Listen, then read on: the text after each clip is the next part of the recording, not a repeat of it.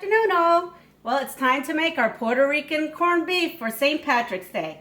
So, if you guys have an Instapot, this works really great. You have one large Instapot, that's the first ingredient. And in our Instapot, we have a nice corned beef. Ready, rinsed, and put in the pot. Now we're going to add our sofrito. Of course, this is homemade, but jarred stuff is good in a pan. Some tomato sauce. Maybe jar from a night before that you had left over. Now, I would put a sazon, but because I have someone with a gluten allergy who lives with me, I put in this sazon tropical, no gluten. And I throw in some of that. Then I throw in some adobo. Yeah, we need a lot of that.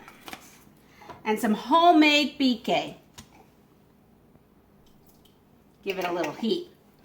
Then we're going to add some olives, garlic, and a bay leaf. We are going to add the seasonings pack from the corned beef. Top that all off with an onion quartered, potatoes and baby carrots,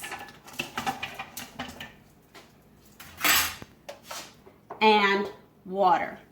But if you want to be a little sassy, you would add a can of beer.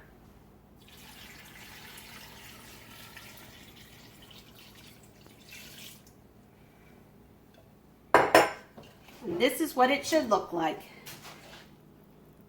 Then we're going to put it on the Instapot on, our lid. Make sure you close the vent.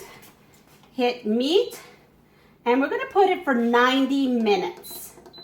So on your Instapot, it should read 1 hour and 30 minutes. And voila, you're done. Enjoy.